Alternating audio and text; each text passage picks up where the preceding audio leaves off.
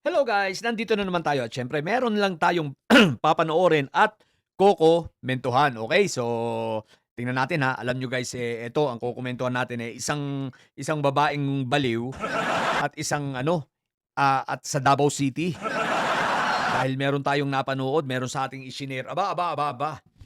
Isang napakagandang tanawin sa Davao City. Iba talaga ang Davao City, no? Ang Davao City talaga, grabe. Pagdating sa kaunlaran, wala ka nang masasabi, no? Tsaka pagdating wala, kaya pala talagang maganda talaga ang Davao City, di ba? Okay, sige, eto, panoorin na natin bago pa tayo, wala na tayong paligoy-ligoy pa. Let's go.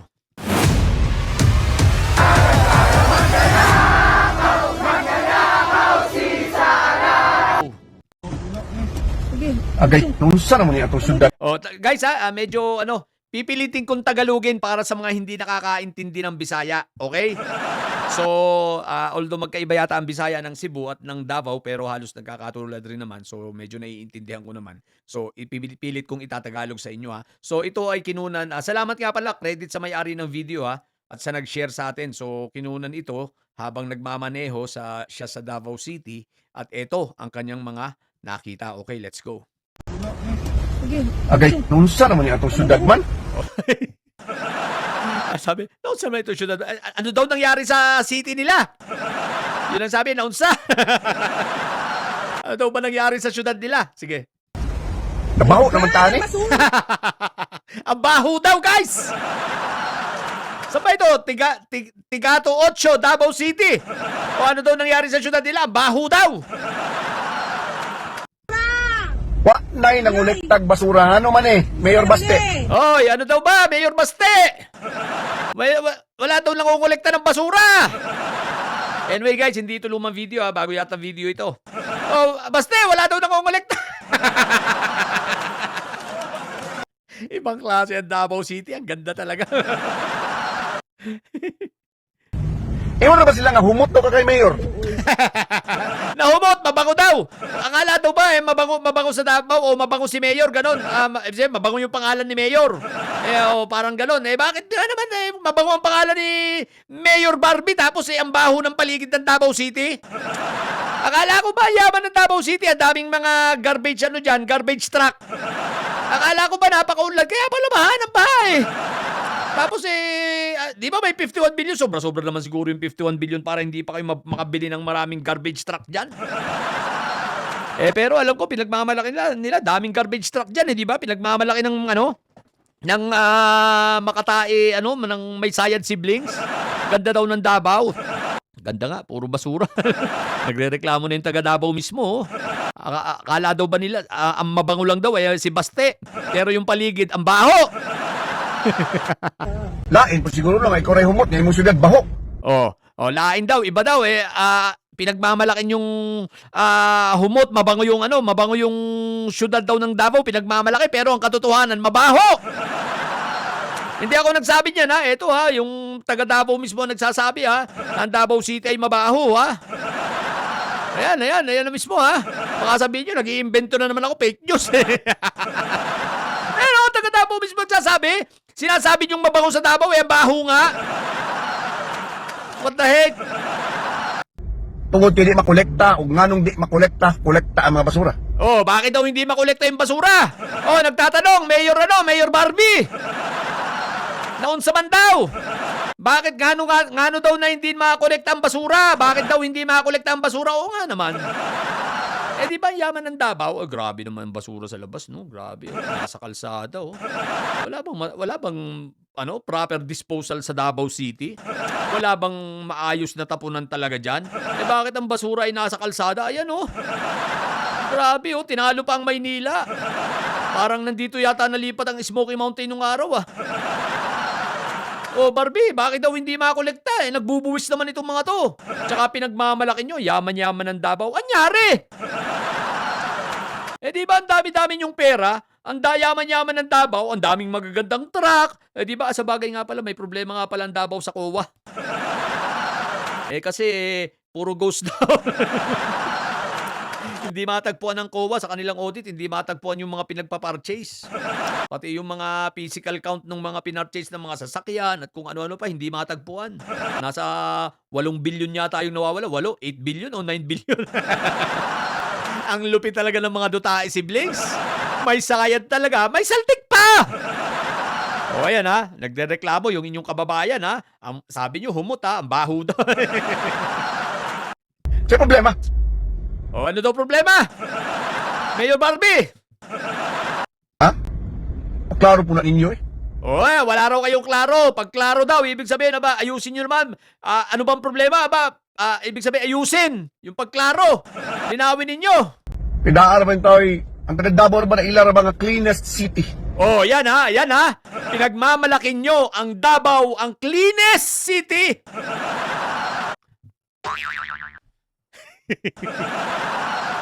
Gagalit na si kuya. Siya nga naman, pinagmamalaki nila. Cleanest city ang Davao. Tapos sabi, mabango, humot. Tapos yung pala, ang baho. Kuya, wag kang magtataka. Yung Mayor Barbie nyo dyan, makatayo. Pagkaman, bahok kita karon kaya ang basura nagkatag. Kaya nga, ang baho daw, ang basura, nagkalat. Siya nga naman. May cleanest city bang ganyan? Yan na pala ang description ng cleanest city ngayon, ano? Ang Davao City ngayon, ibig sabihin, cleanest city, tsaka ano yan, criminal fortress of the Philippines. Criminal fortress city of the Philippines. Ibig sabihin, nandyan nagtatago ang mga kriminal at kapag nakapagtago na dyan, ang kriminal, talagang feeling nila napaka-safe na nila. Kumbaga, untouchable na sila at hindi na sila basta mahuhuli. Alam na kung bakit. Pero cleanest city pala, ha? Gagalit tuloy si kuya. What the heck? Wa, makolekta. Ano sa ni makolekta? Mayor Baste! Ayan, Mayor Basira, tinatawagan ka. Wala daw, hindi daw makolekta yung basura. Nagtatanong sila, kailan daw ba makolekta ang basura? At sabi ni Kuya, Mayor Baste, yuhuu!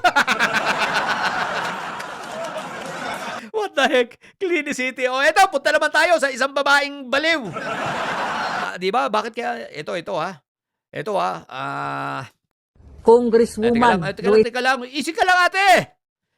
Magtataka kayo, bakit kaya ang daming mga pagdidilis, ang daming baliw? Parang yung isang babaeng galit na galit din sa akin, ano? Buti na lang ito hindi sa akin galit. Galit kay Kong Martin tsaka kay Kong Luis Tro. Ang lakas ng sayad ni ate. Ate! Bawas yan sayad. Sige, pakinggan natin ang pagka-high blood ni ate. Gigil na gigil. Congresswoman Luistro, dapat ikulong din yan. Magnanakaw yan. Alam mo yung Bulacan, kinakawawa ng babaeng yan. Gago yan, ikulong yan. Puring-puri yan kay Romualdez. Puring-puri yan kay BBM. Okay. Yung pala, billion ng ninanakaw ng mga buwisit na yan, ikulong yan. Okay, ulitin natin. Sige. Hoy, teka lang, bago natin ituloy nakita nyo agad yung kanyang mga sinabi? Aba, malamang ito galing ito sa kuweba ng mga tanga. Kasama ito nila Bayot Bay. Nila Mandalulo. Nila Dadang Baluga. Ate, ano ka ba? Galing ka ba sa kuweba? Ayaw ko sana itong patulan, itong babaeng ito. Kaya alam niyo naman ako, hindi ako pumapatol sa babae. Birang-bira. Kaya lang natuwa lang ako, ha. Ang dami kasing nagpasa sa akin. So, sakyan lang natin. At pakinggan natin ang kanyang mga sinabi. Ay, napakinggan na pala natin ang kanyang sinabi. So, scrutinize natin. Congresswoman Luistro, dapat Yan ina-address niya una kay Congresswoman Luis Tro. Ano yun? ikulong din yan. Abay, bakit naman? Ano naman ginawa ni Kong Luis Tro? Hindi kukulong. Hindi nga. Magnanakaw yan. Magnanakaw saan? Ano Alam ninakaw? mo yung Alin? Bulacan, kinakawawa ng What the heck ka naman? Ate, hindi po taga Bulacan si Kong Luis Tro. Taga Batangas yun. Taga Batangas po. Sa may Malbar yata, pag di ako nagkakamali, hindi yung taga Bulacan. Baka nagkakamali ka, baka ang sinasabi mo si Joel Villanueva. Nagkamali ka lang, sablay ka naman. Huy ate, ikaw ba? Magkukontent ka na lang, sablay pa. Kailan ba laging taga Bulacan si Kong Luis Tro? Taga Batangas yun. Walang kinalaman si Kong Luis Tro sa Bulacan. At At ang merong kinalaman sa Bulacan si Villanueva. Tsaka sila Jingay may project dun. Si Villanueva, si Jingay, tsaka si Quick Melt. Si Kong Luis Tor, paano magiging Bulacan yung taga Batangas yun? Kaya ang project ni Kong Luis Tor sa Batangas. Ang tanga mo naman ate. Gago, gigil na gigil ka lang. Gagawa ka pa ng fake news tapos napakabubo mo. Huwag kang pahalata. Kailangan hinay-hinay lang. Huwag kang papahalata. Tsaka pag magkukontent ka lang ganyan, kailangan basa-basa rin. Aral-aral. Ikaw talaga ate, imbis na hindi kita mai-content, kundi ka lang pinasa sa akin, wala akong interest sa content ka, kaya lang ay sige na. Total, tinira mo si Kong Luis Tor, itutuwid lang natin ha. Ate, huwag kang magagalit ha, no hard feelings ha. Si Kong Luis Tor ay hindi taga Bulacan, okay? Si Kong Luis Tor ay taga Batangas. Okay? O, sige nga. babaeng yan, gago yan, ikulong yan. Grabe ka naman ate! Ikukulong hindi nga taga Bulacan yun eh! Nagkamali, baka ang ikulong ay si Joel Villanueva dahil yun yung taga Bulacan na sinasabi mo. Sablay ka naman, ikaw talaga. Puring-puri ang Romualdez. Hoy, huwag kang ganyan ate, kahit ako, puring-puri rin ako kay Romualdez ha. Ang ganda kaya ng mga flood control ni Romualdez sa Tacloban. Hindi mo ba alam na si Lola Milagrosa puring-puri din kay Romualdez? Kaya lang, galit din kay Romualdez kasi sabi niya, simula nung magawa yung mga flood control doon, hindi na bumabaha sa kanila. So ngayon, anong nangyari? Hindi na siya umaalis at hindi na siya pumupunta sa evacuation center. So hindi na niya nakakachismisan yung mga katsikahan niya ron. Kaya masama rin ang loob. Tapos pag umuulan ng signal number 5, sabi ni Lola Milagrosa, nagyayabang pa.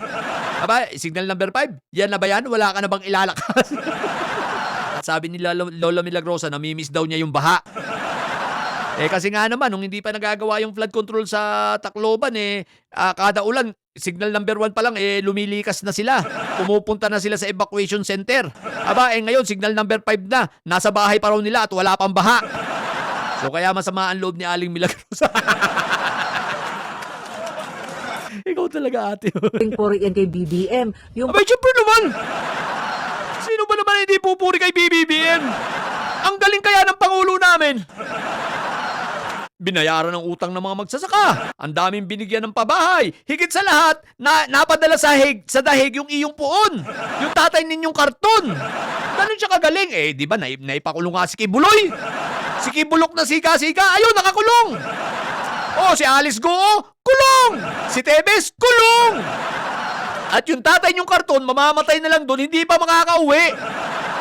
Ganon kagaling. Tapos yung sayad din yung mai-impeach pa yon. Ang dami pang kaso. Di ba? Magaling talaga yung Pangulo namin, pupurihin talaga yon. Kahit ako, pinupuri ko yon. Di ba ate?